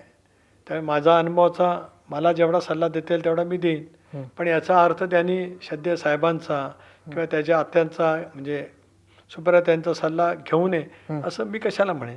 शेवटी त्यांना राजकारणाची सुरुवात करायची करताना त्यांना ज्यांचा सल्ला मिळेल तो त्यांचा त्यांनी घ्यावा. त्याच्यात काय माझ्या मनात वेगळं असण्याचं काही कारण नाही. पण माझी जी जबाबदारी आहे दादा नंतरची, ती तर मी मात्र प्रामाणिकपणाने पार पाडेन. ते पाडणं गरजेचंच आहे, माझं कर्तव्य आहे. जय पवारांना एक पत्रकार परिषद घ्यायची होती, ती तुम्ही त्यांना घेऊ देत नाहीत असं सुद्धा बरंच सांगितलं गेलं. असं सांगण्यात आलं परवा आणि ते वारंवार सांगितलं जात आहे. किती खोटेपणाने किंवा 99 वेळेला खोटं बोलत गेलं की 100 वेळेला वाटतं की काय तरी खरं आहे. 28 जानेवारीला दादांचं दुःखद निधन झालं आणि 28 फेब्रुवारीला 1 महिना पूर्ण झाला. म्हणून पार्थ बरोबर जय बरोबर मी बारामतीला गेलो. दादांच्या अपघात स्थळीला भेट दिली, जिथे अपघात झाला तिथे. नंतर काठेवाडीला गेलो, आईंची भेट घेतली. आईंचे दादांच्या आई, दादा गेल्याच्या नंतर मग एक अर्धा तास आईंच्या जवळ बसलो आणि मग आम्ही तिथेच चर्चा झाली की जय पत्रकार परिषद घेतील म्हणून. मग ते म्हणाले की तुम्ही कधी मुंबईला येणार आहात. मग ते काही मुद्दे तयार करणार होते. मी त्यांना 2-3दा त्यांची माझी चर्चा झाली. म्हटलं कुठे घेणार, कारण जय पवार ज्यावेळेला पत्रकार परिषद घेतील त्यावेळेला खूप पत्रकार येतीलच. आणि एका बाजूनीच एक पत्रकार परिषद येत होती. शंका निर्माण केली जात होती की कुटुंबियांपैकी कोण का नाही बोलत नाही. ही केली गेलेली शंका निराधार होतीच, वेगळा मनोवृत्तीने होती, हे का नाही बोलत. पण एकदा त्यांनी तारीख जाहीर केली पण ते नाही झालं, कारण मग त्यांना फार जवळ त्याची चर्चा होत होती. मी तर पहिल्या दिवशी सांगितलं की त्यांनी पत्रकार परिषद घ्यावी. मग काही माहिती अधिक मिळते का, पत्रकार परिषद घेताना काही तेवढ्यात प्राथमिक अहवाल आला, तो वाचला, म्हणजे त्याच्यात थोडासा वेळ गेला. पण ते जय आणि पार्थ हे चर्चा करत होते पहिल्या दिवसापासून. मी असेल, प्रफुल्लभाई असेल, आम्ही पहिल्या दिवसापासून सांगितलं की तुम्ही पत्रकार परिषद घेतली पाहिजे, बोललं पाहिजे. पण या ना त्या कारणाने नंतर थांबला. कशामुळे, तो मग प्राथमिक अहवाल आला. अजून काय माहिती इतर काय मिळते का असा प्रयत्न पार्थही करत असेल किंवा जय करत असेल. त्यामुळे आम्ही त्यांना पत्रकार परिषद घेऊ नये असं कधीच सांगितलं नाही, उलट घ्या असंच म्हणणं होतं. फक्त आता वेळ कधी तर शेवटी त्यांनी ठरवायचं आहे. थोडं उलटही प्रश्न मी बघते. ह्याच प्रश्नाला एका वेगळ्या पद्धतीनं आपण बघितलं. थोडंसं नाजूक प्रश्न असं मला वाटतो हा. पण असं आहे की तुमच्यावर आणि प्रफुल्ल पटेलांवर एवढे आरोप होत असताना कुठल्याही पद्धतीनं, म्हणजे ज्या पद्धतीनं तुम्ही निशाण्यावर आहात हे लक्षात घेता पार्थ पवार, जय पवार किंवा सुनेत्रा वहिनी कोणाकडनंही कुठलंही वक्तव्य हे खंडन करत आजपर्यंत का येत नाही आहे? असं याचं उत्तर मी देऊ शकत नाही. आणि त्याने द्यावा असं मी म्हणणं म्हणजे शेवटी माझ्या मनात त्यांच्याबद्दल काय शंका आहेत का असं सुद्धा अन्वयार्थ काढणारे प्रत्येकजण असतो, कोणी कशाही पद्धतीने काढेल. माझी नियत किंवा माझी निष्ठा दादांच्याबद्दल काय होती हे महाराष्ट्राने पाहिलं आहे. त्याच्यामुळे मी आजही टीकेचा धनी होतो, काली आहे, आणि उद्या भविष्यात जेवढी टीका होईल त्याला सामोरं जाण्याचं माझ्या मनाचा निग्रह आहे. त्यामुळे मला त्या गोष्टीची बिलकुल चिंताही नाही वाटत. आपला कॉन्शियस आणि बोनाफाईड साफ असले की कोणाची चिंता नाही. पण आपण जो प्रश्न विचारला तो खूप संवेदनाशील आहे आणि हा अंतर्गतच आहे, म्हणजे शेवटी कुटुंबातलाच. कारण मी एक परिवारातलाच एक असं स्वतःला मानतो, आणि आज वहिनी असतील, पार जयसुद्धा मला परिवारातलाच एक मानतात. त्याच्यामुळे त्यांनी का नाही प्रतिक्रिया दिली याच्याबद्दल मी काय भाष्य करू इच्छित नाही. एक पत्र सुनेत्रा वहिनी या राष्ट्रीय अध्यक्ष होण्याच्या आधी देण्यात आलं होतं, आणि नंतर त्यांनी अजून एक पत्र दिलं ज्यात या आधीचे सगळे निर्णय रद्द करावे असं लिहिलं होतं. हे पत्रांचं काय प्रोसेस आहे? एक असं आहे की जो काय पत्रव्यवहार वगैरे जो काय आहे एक पक्षांतर्गत भाग आहे. आम्ही सगळेजण एक दिलाने सुनेत्रा वहिनींच्या नेतृत्वाखाली दादांच्या स्वप्नपूर्ततेसाठी राष्ट्रवादी काँग्रेस पक्ष अधिक मजबूत करण्याच्या प्रक्रियेमध्ये ठामपणाने देत आहोत. तर आमच्या आपसात काय गैरसमज किंवा कम्युनिकेशन गॅप हा काय मुद्दा नाही. दुसरा भाग असा आहे की एक सर्वोच्च न्यायालयामध्ये सुद्धा एक याचिका पक्ष कोणाचा याच्याबद्दलची आहे. त्यामुळे या विषयावरती मी आज जाहीर काय चर्चा करत नाही. ज्या वेळेला येईन त्यावेळेला मी नक्की करेन. आता बघा ना, आजच किती टोकाला हिणकस पद्धतीने प्रचार केला जाऊ शकतो. आज कोणीतरी एका महाभागाने असं सांगितलं की आम्ही दिलेल्या घटनेमध्ये SC ST OBC याचा उल्लेखच नाही. 27व्या पानावरती फ्रंटल ऑर्गनायझेशन आहे, 28व्या पानावरती आहे. आपल्याकडे मी पाठवतो, आपण बघा. पण सोयीस्कररित्या एकच पान वाचायचं आणि दुसरं पान वाचायचंच नाही, आणि त्याच्यामुळे आमच्याबद्दल मनात संबंध महाराष्ट्रामध्ये दूषित वातावरण करायचं, हे जे काही विकृत घाणेरडं राजकारण चाललंय याचा पर्दाफाश आजच झाला. कारण ते दाखवण्यात आलं की दुसऱ्या पानावर नेमकं काय. आपणही बघू शकता, मी आपल्याला दाखवीन. 27व्या पानावरती ते पहिलं आहे, फ्रंटल ऑर्गनायझेशन. आता कुठल्याही पक्षाच्या फ्रंटल ऑर्गनायझेशन मध्ये विंग असतात, त्या आहेत त्या फ्रंटल ऑर्गनायझेशन. आणि सेल, याच्यामध्ये सगळे सेल आहेत. उलट जे सेल इतर राजकीय पक्षात नाहीत ते आम्ही आमच्या पक्षात घेतलेत. पण आता चारी बाजूने टीकेचं लक्ष करताना खोटं नाटं सगळं दाखवूनच कोणाला करायचं असेल तर त्याला काळ हे उत्तर आहे. हा झाला एक याच्यापेक्षा भाग सुनीलजी. काय दुसरं का नाही मी बोलू शकत, कारण काळाच्या ओघात त्याची उत्तरं मिळतील. आता मी किती छाती फोडून दाखवलं की मी छाती फोडल्यावर जसं हनुमानाच्या हृदयात राम दिसले, तर मी दाखवली तर अजितदादा दिसतील. पण काय त्याची आवश्यकता? काळाच्या ओघात त्याची उत्तरं मिळतील. कारण आपण किती जरी वारंवार सांगत बसलो तरी एका गोबेल्स पद्धतीने एखादं काम करायचं पेड पद्धतीने कोणी ठरवलं असेल तर त्याला वाट पाहणं. आणि मी खूप संयमी आहे माझ्या राजकीय जीवनामध्ये. काय माझे वडील रात्री झोपेत गेल्यामुळे माझ्यावरती झालेला आघात आणि माझं राजकारण रायगड जिल्ह्यातलं जे राजकारण तप्त रायगड जिल्हा एकेकाळचा शेतकरी कामगार पक्ष अंतुले साहेबांचं नेतृत्व अशा जिल्ह्यामध्ये राजकारण केलेलं मी असल्यामुळे मी खूप स्वतःला संयमित केलेलं आहे. मी लगेच कुठल्या बाबतीमध्ये जरी किती खोटी बाब असली तरी त्याच्याबद्दल लगेच बोलत नाही, कारण मला वाटतं की काळाच्या ओघात उत्तर मिळतील. खरं आहे की आज ज्या पद्धतीने पेड कॅम्पेन चालवलेला आहे चालू द्या, काळाच्या ओघात त्याची उत्तरं नक्की मिळतील. कुठेतरी तुम्हाला हे गंभीर नाही वाटत का की तुमच्या पक्षाचे कागदपत्र किंवा तुमच्या पक्षाचे डॉक्युमेंट्स हे दुसरीकडे बाहेर जात आहेत? संशोधनाचा भाग आहे, संशोधनाचा भाग आहे. शोधू, नक्की शोधू. विचारला तर प्रश्न योग्य आहे, शोधू. असं का होतं की राष्ट्रवादी काँग्रेसचेच अधिकतर मंत्री किंवा नेते मंडळी हे सगळ्यात जास्त अडचणीत येतात? गेल्या काही काळात तर नेत्यांची नावं बघितली किंवा राजीनामे झाले, खाते बदल झाले, ती सगळी राष्ट्रवादी काँग्रेसची आहे. खरं आहे की सुरुवातीला राजीनामा झाला तो धनंजय मुंडेंचा झाला. आता त्या संदर्भामध्ये SIT नेमली गेली, न्यायालयीन चौकशी झाली. पण ज्या पद्धतीने वातावरण संबंध महाराष्ट्रामध्ये झालं त्यामुळे धनंजय, आम्ही ज्याला बसलो होतो त्याला मुख्यमंत्री पण होते, दादाही होते, बावनकुळे साहेब होते, मी होतो, प्रफुल्लभाई होते, धनंजय स्वतः होते. आणि मग खूपच एक वातावरण प्रत्येक बारीक सारीक गोष्टीच्या बाबतीमध्ये होत गेलं. त्यावेळेला SIT नेमली होती आणि ज्युडिशियल इन्क्वायरी पण घोषित झाली होती. त्यामुळे धनंजयनी सांगितलं की मी राजीनामा देतो. आता ठीक आहे, त्याच्यातली प्रक्रिया सगळी पूर्ण झाली. आता ज्युडिशियल इन्क्वायरीचा काय रिपोर्ट आला असेल तो मुख्यमंत्री महोदयांना माहिती. SITने काय चार्जशीट वगैरे फाईल केले त्याच्यातलं काय असेल, कारण तो न्यायालयीन प्रक्रियेचा भाग आहे, तर तो त्यांचा झाला. दुसरा झाला माणिकराव कोकाटेंचा. ते खरं आहे की माणिकराव एकदा शेतकऱ्यांच्याबद्दल काहीतरी बोलले, कर्जाच्याबद्दल, कर्जमाफीबद्दल काहीतरी त्यांचं वक्तव्य केलं. नंतर मग ते तथाकथित ते विधान परिषदेमध्ये ते मोबाईलवरती काय बघण्यामध्ये ती टीका टिप्पणी झाली. हे बघण्यामध्ये मी म्हणेन, मी पत्ते कशाला म्हणू काय. आणि नंतर त्यांच्या विरोधात जो दावा दाखल करण्यात आला होता त्याचा निकाल आला आणि त्या निकालामध्ये त्यांना शिक्षाही झाली. सुदैवाने त्या निकालाच्या वरती तिथेच त्यांनी अपील केलं. पुन्हा त्या अपिलाचा निर्णय त्यांच्या विरोधात गेला. मग ते उच्च न्यायालयात आले आणि उच्च न्यायालयाने सुद्धा ते फेटाळलं. स्वाभाविकपणाने ज्या वेळेला कन्व्हिक्शन झालं होतं म्हणजे लगेच शिक्षा होती. सर्वोच्च न्यायालयानंतर स्थगिती दिली, पण मग ती लगेच शिक्षाच होती. आता मंत्रिपदावरती असताना शिक्षा म्हणजे गो बिहाइंड द बार असं, कारण त्यांना काही महिन्याची का काही दिवसाची शिक्षा दिली होती. अशा वेळेला दादा उपमुख्यमंत्री होतेच, नेते होतेच, तो राजीनामा त्या ठिकाणी झाला.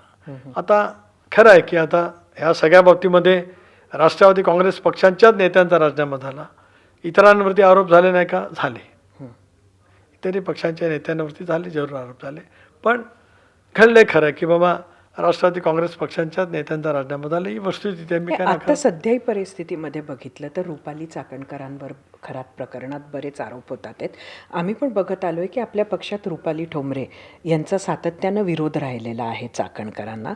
पण बेसिकली हे एकंदरीत प्रकरण इतकं गंभीर होतं, त्या दोषी आहेत असं जरी आपण आत्ता समजा म्हटलं नाही ह्याच्यात, तरी त्यांचा राजीनामा घ्यायला एवढा वेळ का लावला आपण? त्या महिला आयोगाच्या अध्यक्ष होत्या आणि सगळं प्रकरण महिलांशी संबंधित होतं. एक असं आहे की राजीनामा त्यांचा घेतला गेला पाहिजे ह्याच्यात कोणाच्या मनामध्ये दुमत नव्हतं. 1 का 2 का 3 दिवसांनी का मला माहीत नाही त्यांनी राजीनामा त्या ठिकाणी दिला. राजीनामा देताना सुद्धा त्यांनी काय त्यांची बाजू मांडली असेल. बाजू मांडण्याचा प्रत्येकाला अधिकार होऊ शकतो, तो भाग वेगळा आहे. पण शेवटी खरात प्रकरणाच्या बाबतीमध्ये स्वच्छपणाची भूमिका की खोलवरपणाने त्याची चौकशी व्हावीस.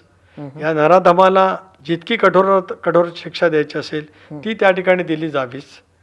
आणि चौकशी तर आता सातपुते नावाच्या एक ज्येष्ठ IPS अधिकारी, ज्या महिला सक्षम अधिकारी आहेत पोलीस दलामध्ये, ज्या सक्षम अधिकाऱ्यांचं नाव आहे त्याच्यामध्ये त्या आमच्या या महिला अधिकाऱ्यांचं नाव आहे, त्यांच्या नेतृत्वाखाली SIT तपास करते आहे. तपास खोलवर व्हावा आणि तो जनतेसमोर पण यावा, कायद्याच्या समोर सुद्धा तो लवकरात लवकर जावा, संबंधित असल्याच्यावरती सुद्धा कारवाई त्या ठिकाणी करावी. याच्यात कोणाच्या मनामध्ये संदेह असण्याचं काही कारणच नाही. पक्ष म्हणून आपण काही चौकशी करत आहात का? रुपाली चाकणकर यांचा काय संबंध होता किंवा काय आहे, किंवा एकंदरीत काय घडलं?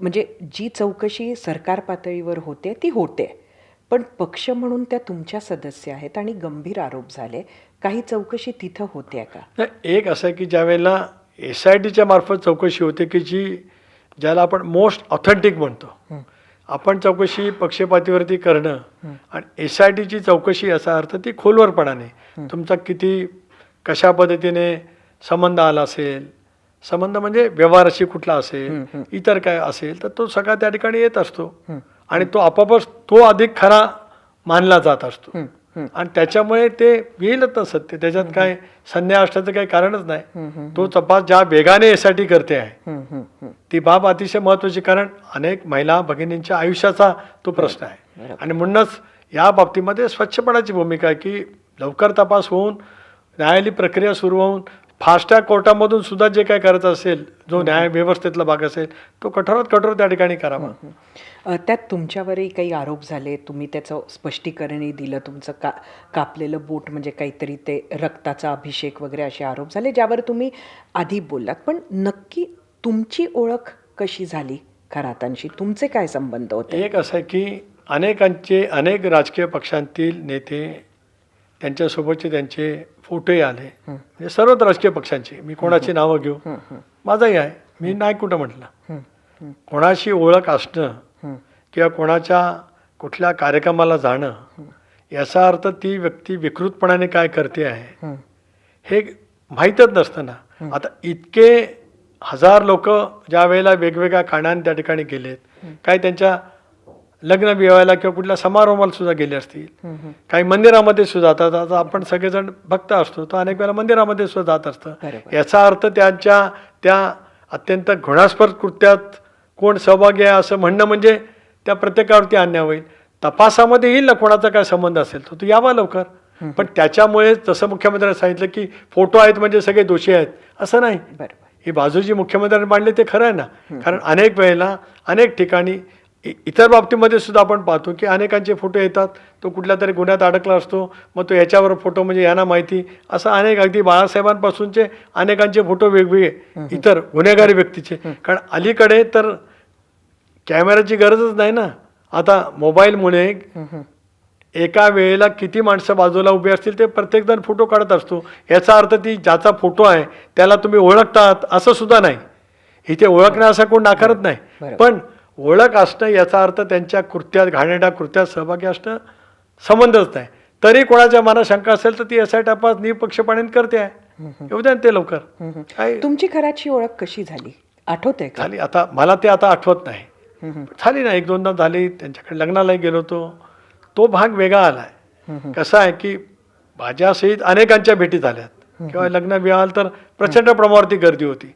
पण याचा अर्थ ते काय कृत्य करत होते, मग तसं माहिती असतं तर प्रत्येकजण केव्हा सावध झाला असताना. त्यामुळे माझी पुन्हा स्वच्छपणाची आपल्यामार्फत भूमिका मी महाराष्ट्राच्या जनतेसमोर मांडतोय की मुख्यमंत्री महोदयांनी तर सांगितलं की 2-3 महिने अगोदर याचं सगळं चालू होतं असं त्यांनी सभागृहात सांगितलं आहे. मला असं वाटतं आपल्याकडेच नाशिकच्या पोलीस आयुक्तांची मुलाखत झाली गेल्या आठवड्यातच, कारण त्यांच्याकडे पूर्वी तपास होता आणि नंतर मग SITकडे गेला. त्यामुळे त्याची पूर्णपणाची एक संवादच आपण आज ज्या कार्यक्रमात आपण बोलतो त्याच कार्यक्रमामध्ये त्यांनी केला. त्यामुळे पोलिसांनी त्याची योग्य ती नोंद गांभीर्याने घेत अगदी ज्या दिशेने तपास करणं आवश्यक आहे त्या दिशेने तपास सुरू आहे. कधी तुम्हाला त्यांनी पूजा अर्चा काही करायला सांगितलं का? नाही, मला कधी सांगितलं नाही. मी भाविक आहे, श्रद्धाळू आहे, पण अंधश्रद्धाळू नक्की नाही.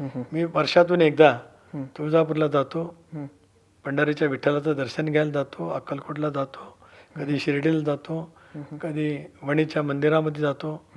कुठल्या प्रसंगी गेलं तर तिथे एखादं प्रसिद्ध मंदिर असेल, पौराणिक असेल, किंवा आता मी हरिहरेश्वरला गेलो तर गणेश मंदिर आहे, दिव्यागरला गेलो तर काळ भैरवाचं मंदिर आहे, जातो. त्याच्यात काय गैर काय? आपण संबंध देशवासीय, आपण सहिष्णू विचाराचे आहोत. याचा अर्थ आपण एका विशिष्ट धर्माचे पुरस्कर्ते आहोत असं नाही. पण याचा अर्थ मंदिरात जाऊन असं कुठं म्हटलंय? मंदिरामध्ये जाणं आणि पूजा करणं हे तर धर्मशास्त्रात म्हटलं, पण मानवी जीवनामध्ये सुद्धा आपल्याला वाटत असतं. आपण बाहेर पडताना सहज नमस्कार करतो, मनाला परमेश्वराची आठवण करत असतो, किंवा जे इतर धर्मी असतील, कोण आल्याला आठवण करत असेल, कोण येशू ख्रिस्तांना आठवण करत असेल, कोण ग्रंथसाहेबाचं आठवण करत असेल. याचा अर्थ कोण गौतम बुद्धांची आठवण करतं, कोण बाबासाहेबांची आठवण करतं.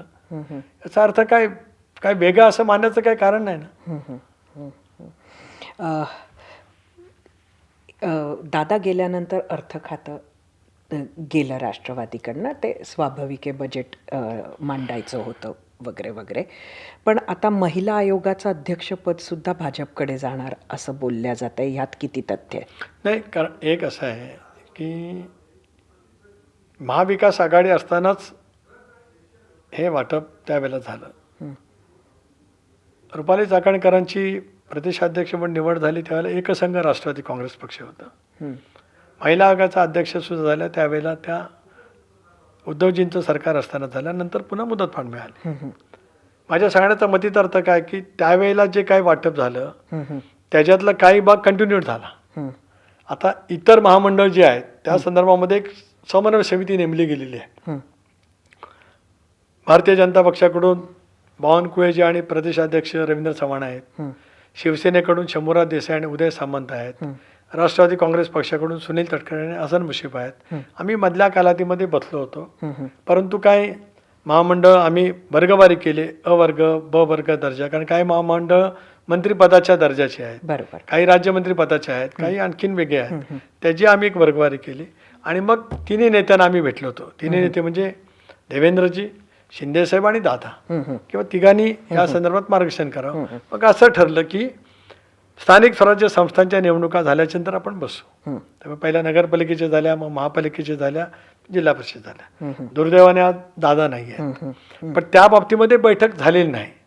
त्याच्यामुळे आता रिक्त झालेलं पद कोणा पक्षाकडे, आज तर राष्ट्रवादी काँग्रेस पक्षाकडे आहे, ते राहावं असं वहिनींचा आणि पक्षाचा अध्यक्ष राहील. कोणाची निवड करायची ते पक्ष किंवा वहिनी ठरवतील, तो भाग वेगळा आला. पण महामंडळाचं वाटप, कारण आम्ही पण म्हणजे तुमचा आग्रह राहील की हे पद राष्ट्रवादी काँग्रेसकडे असावं. एकच मिनिट ना, सत्तेमध्ये संख्याबळ आहे. भारतीय जनता पक्षाचं 134 आहे, शिवसेनेचं 59 आहे, राष्ट्रवादीचं 41 आहे. महामंडळाच्या रचनेमध्ये किती संख्येने टक्केवारीने भाजप राहील, किती संख्येने शिवसेना राहील, किती संख्येने राष्ट्रवादी राहील, याचं एक ढोबळ आम्ही स्वरूप ठरवलेलं आहे. त्यानंतर मग महामंडळाचं वाटप करताना सुद्धा कसं राहील हेही ठरवलेलं आहे. हे महामंडळ आता राष्ट्रवादी काँग्रेस पक्षाकडे होतंच, तसं काही महामंडळ आज भारतीय जनता पक्षाकडे आहेत, काही महामंडळ आज शिंदे साहेबांच्या नेतृत्वाखाली शिवसेनेकडे आहेत, ती तिथंच आहेत. आता हे रिक्त झालंय या कारणामुळे, तर त्याच्यामुळे ते बसून त्यातला निर्णय त्या ठिकाणी होईल. म्हणजे अजून तो निर्णय व्हायचा आहे. पण तुमचा पक्ष अमित शहा चालवतात असा आरोप सातत्यानं संजय राऊत करत आले आहेत. आता राऊत साहेबांचा आणि माझाही परिचय तसा 30-35 वर्षाचा आहे. मी रोहायला ज्या वेळेला साहित्य संमेलन भरलं होतं त्यावेळेला त्यांना एक वक्ता म्हणून आणलं होतं एका परिसंवादात. ते आमच्या अलिबागचे तसे. अलीकडच्या काळात त्यांची तब्येतही ठीक नाही, त्यांना लवकर आराम पडो अशी माझी प्रार्थना आहे. पण ते रोज सकाळी उठून एक त्यांच्या पद्धतीने दिवसभराचा नॅरेटिव्ह सेट करण्याचा प्रयत्न करतात. आता रोज माध्यमाशी बोलताना काहीतरी स्टोरी तर तयार करायला लागणार, स्टोरी म्हणतो मी. आता त्याच्यामुळे मग आमचा पक्ष आम्ही शहासाहेब चालवतात खरं आहे. एक पाहिलं मी अलायन्स म्हणजे 2-3 पक्षाचं सरकारमधला मी एक सहभागी असलेला सुद्धा मंत्री राहिले. Vilasrao the best coalition chief minister, Vilasraoji Deshmukh. म्हणजे मला जे अनुभवायला मिळाले देवेंद्रजी पण त्या पद्धतीने करतात. आता मित्र पक्ष म्हणून भारतीय जनता पक्षाचं राष्ट्रवादी काँग्रेस पक्षाला नेहमीच आदर देत आला. अमितभाईंच्या बद्दलची सुद्धा एक प्रतिमा निर्माण करण्यात आली की वगैरे वगैरे. तसं नाही. मित्र पक्षाची काळजी घेणारा नेता म्हणून मी अमितभाईंकडे पाहतो. मी पण दीर्घकाळ राजकारण अनुभवलेलं आहे. मला ज्या ज्या वेळेला अमितभाईंच्या भेटण्याची संधी मिळाली, म्हणजे जागा वाटपाच्या निमित्ताने असेल, पक्षाच्या वाटचाली बाबतीमध्ये असेल, त्या त्यावेळेला अमितभाईंची स्वच्छपणाची भूमिका राहिली की त्या त्या पक्षाने आपले निर्णय घ्यावेत.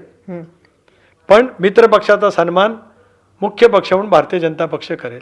अनेक वेळेला आमच्या समोर सुद्धा त्यांनी सांगितलं नाही हमारी अलायन्सी पार्टी है, उनका सन्मान होना चाहिए, अमितभाई सांगतात. त्यामुळे ते पक्ष चालवणं वगैरे बोलणं हे म्हणजे केवळ टीका करण्यासाठी कल्पोकल्पित काही कथा तयार करायच्या असतात, त्याच्यातला एक भाग आहे. यापेक्षा काय वेगळं असं मला स्वतःला काय वाटत नाही. एकनाथ शिंदेंबरोबर आपण आहात सरकारमध्ये. रायगडचा वाद आम्ही सगळेजण जाणतो. रायगडच्या झेडपीची निवडणूक सुद्धा बघितली. पण खास सुनेत्राबाईंनी उपमुख्यमंत्री झाल्यानंतर सुद्धा त्यांच्या अनेक मंत्र्यांनी, नेत्यांनी काही प्रश्न उपस्थित केले की एवढी घाई का केली, अशा पद्धतीचे प्रश्न होते. तर त्यांना विश्वासात न घेता हा निर्णय झाला होता का, की त्यांना माहिती असून सुद्धा ऑल वेल नाही तुमच्यात आणि त्यांच्यात? काय प्रॉब्लेम आहे? एक असं आहे बघा की महायुतीचं मुख्य प्रमुख पक्ष कोण? भाजप. जसं NDA म्हणजे भाजप आणि मित्रपक्ष, UPA काँग्रेस आणि मित्रपक्ष. ज्या वेळेला दादांच्या दुर्दैवी निधनाच्या नंतर आमच्या पक्षाचा उपमुख्यमंत्री नेता निवडून शपथ देण्याची वेळ आली, स्वाभाविकपणाने चर्चा होणार भारतीय जनता पक्षाची, मुख्यमंत्री भारतीय जनता पक्षाचे. आम्ही सहभागी झालो केंद्रीय नेतृत्वाच्यामुळे, त्यामुळे त्यांना विचारणं स्वाभाविकच आहे, त्यांची अनुमती घेणं स्वाभाविकच आहे. शिंदेसाहेबांना त्याची माहिती होती, शिंदेसाहेब उपस्थितच होते. वहिनींची शपथ झाली त्यावेळेला शिंदेसाहेबही उपस्थित होते आणि शिवसेनेचे मंत्री सुद्धा उपस्थित होते. आता काहींनी काही पद्धतीच्या शंका का उपस्थित कराव्यात, करायला नाही पाहिजे होतं असं माझं मत. पण केल्या असतील तर ठीक आहे, त्यातलं काय. शिंदेसाहेबांनी कधी स्वतःने शंका उपस्थित केली? उलट शिंदेसाहेबांचं सहकार्य हे वहिनींनाही आहे, आम्हाला सुद्धा अनेक वेळेला मिळतं. ठीक आहे, रायगड जिल्ह्यातली राजकीय परिस्थिती भिन्न असू शकेल आहे. मी मधल्या काळामध्ये शिंदेसाहेबांना भेटलो, मी सांगितलं ना की शिंदेसाहेब केवळ शिवसेनेचे नेते नाहीत तर महायुतीच्या नेत्यांपैकी एक नेते आहेत. त्याच्यामुळे त्यांच्याशी संवाद ठेवणं किंवा त्यांनी आम्हाला संवाद राखणं हा काय वेगळा भाग आहे अशातला काय वाटायचं काही कारण नाही. ज्यावेळेला आपण सरकारमध्ये एकत्रित आहोत आणि सरकारमध्ये काही प्रमुख नेते आहेत, त्यावेळेला त्या प्रमुख नेत्यांचा मार्गदर्शन घेणं हे होतच असतं. पण याचा अर्थ आपला पक्ष आणि पक्षाचे विचार बाजूला का नाहीत. आम्हाला आमचा पक्ष वाढवायचाच आहे, अधिक गतिमान करायचा आहे, पक्षाचा जनमानसामध्ये संख्या वाढवायची आहे. लोकशाहीमध्ये शेवटी संख्येला महत्त्व राहतं. त्यामुळे ज्या ज्या वेळेला निवडणुका येतील त्यावेळेला स्पर्धा म्हणून नाही पण पक्ष म्हणून आता तर उलट आमची जबाबदारी वाढली. आज दादांच्या नंतर पक्ष मजबूत करणं, आता मजबूत करण्याचं बॅरोमीटर काय लोकशाहीमध्ये, किती तुम्ही सभा घेता, त्याला किती जनसमुदाय, हे बॅरोमीटर नाही. तुमच्या जागा किती निवडून येतात, बरोबर, तुम्ही जनमानसामध्ये किती रुजलात, बरोबर, जनतेने तुम्हाला किती स्वीकारलेलं आहे याच्यावरतीच ठरतं ना. म्हणून आम्ही 41 जागा, शिंदे साहेबांच्या 59, भाजपच्या 138 किंवा शिवसेनेच्या उबाठांच्या किती किंवा पवार साहेबांच्या पक्षाच्या किती किंवा काँग्रेसच्या किती, हे मूल्यमापन काय येतं तर ते जनमानसाने डॉक्टर बाबासाहेब आंबेडकर दिलेल्या संविधानामध्ये संसदीय लोकशाही प्रणालीचं ते एक द्योतक आहे. त्याच्यामुळे ते काम आमचं चालू राहील. एका बाजूला सत्तेमधला मित्र पक्ष, त्यांचे नेते यांच्याशी सौहार्दाचे संबंध आणि एकत्रितपणाने महायुती चालवणं हा एक भाग. पण पक्ष म्हणून आमचं काम करणं आणि आमचा पक्ष वाढवणं आमची जबाबदारी आहे, ती आम्ही करत राहू.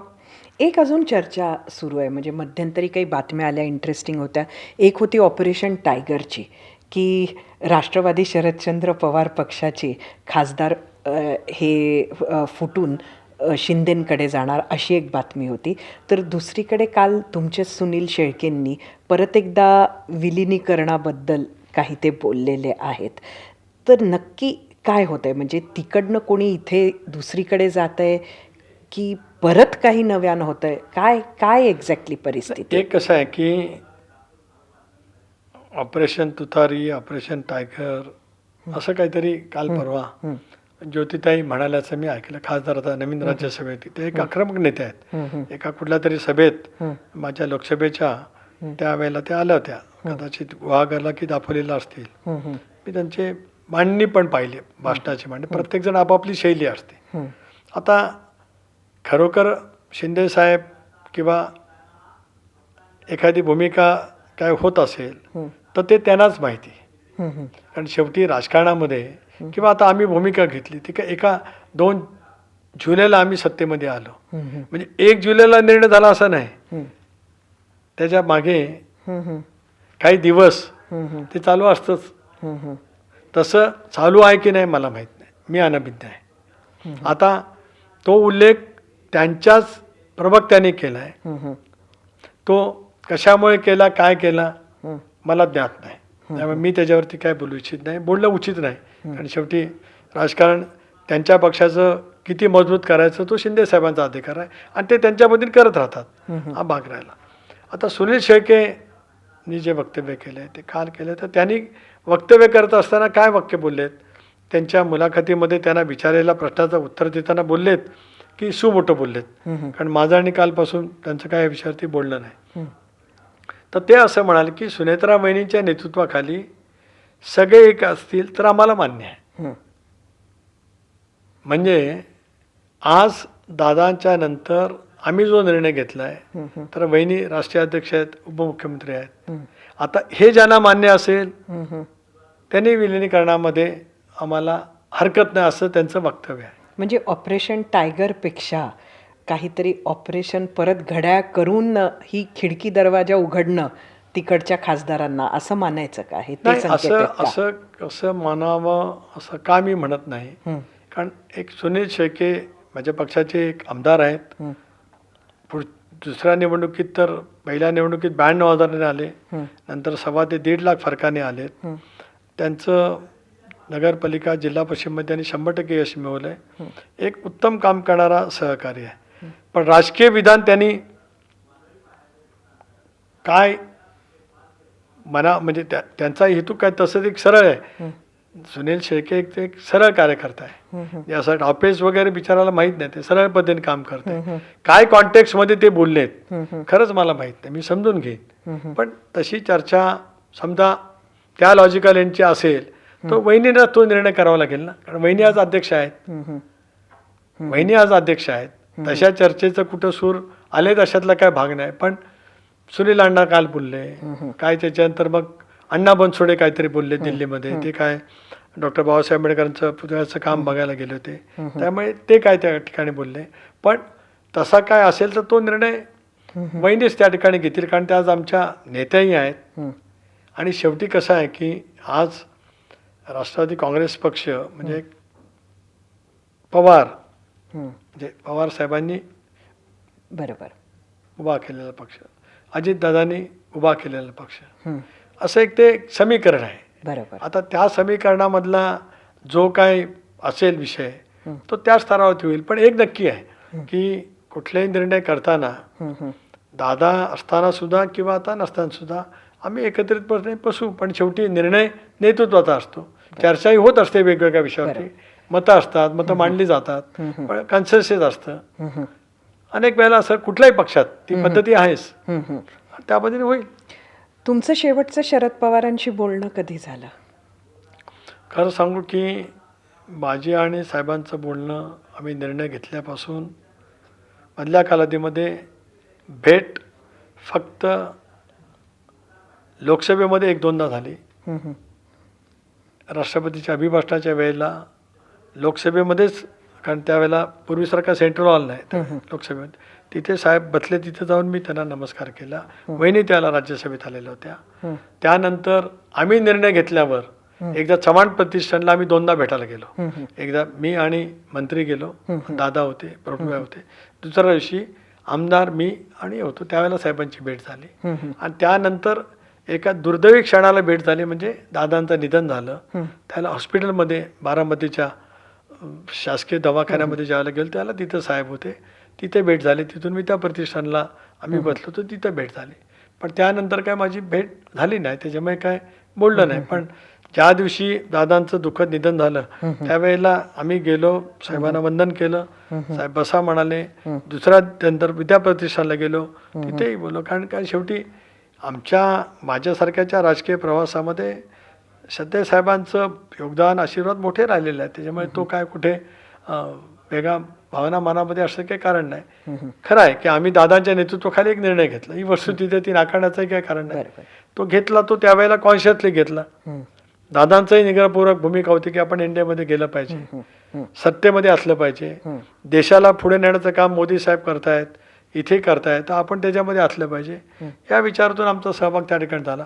पण होत असताना मी मगाशी जे म्हटलं की अमितभाई पक्ष चालवतात का, का नाही म्हणेन की आम्ही अमितभाईंच्या जो चर्चा करताना आम्ही आमचा शिवशाहू फुले आंबेडकरांचा सामाजिक समतेचा विचार घेऊन आम्ही चालणार आहोत. हे आम्ही ज्या वेळेला सांगितलं त्यावेळेला खुल्या मनाने अमितभाईने सांगितलं, आप अपने आइडियोलॉजी पर चलते रहो, आप हमारे साथी रहेंगे, आपकी आइडियोलॉजी आपके साथ रहेगी, हमारे साथ रहेगी. इतकं दिलखुलासपणाने बोलणारे अमितभाई आहेत. हे मी का सांगतोय तर तोही मुद्दा आम्ही ज्या आयडियोलॉजीवरती उभा आहोत, जी भूमिका सत्तेमध्ये आहोत, भाजपवरती सत्तेवरती आहोत, शिवसेनेवरती सत्तेवरती आहोत, इथे आहोत, देशामध्ये आहोत, पण we are with our own ideology, आमच्या मूळ राजकीय विचारसरणी सह आम्ही त्या ठिकाणी आहोत.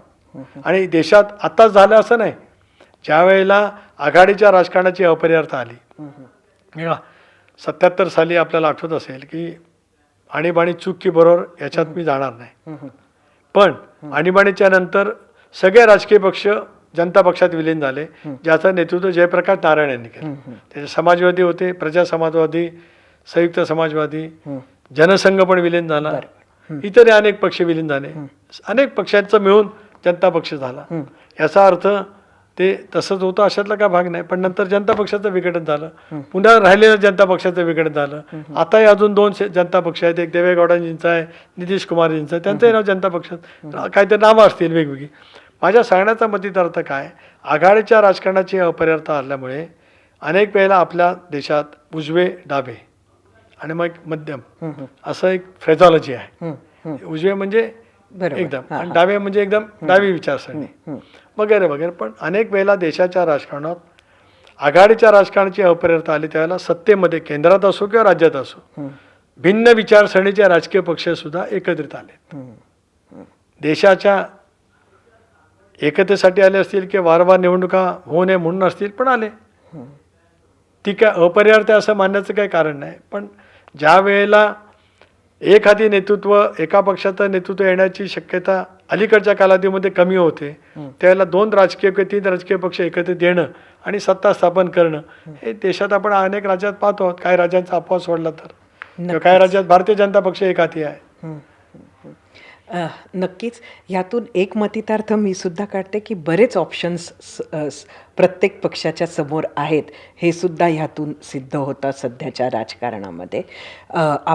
मी विचारलेल्या प्रत्येक प्रश्नाचं उत्तर दिलं, बराच वेळ तुम्ही आम्हाला दिला.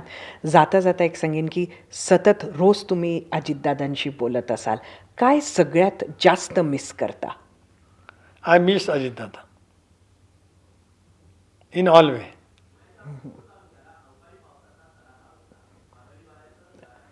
नक्कीच हे जे तुम्ही मिस करता ही पोकळी भरून निघू शकत नाही, हे आम्ही सुद्धा जाणतो. समोर सुद्धा चॅलेंजेस आहेत. येणाऱ्या काळासाठी तुम्हाला शुभेच्छा देते आणि परत एकदा कॉफी विथ कौशिकसाठी तुम्ही वेळ काढलात यासाठी खूप खूप धन्यवाद.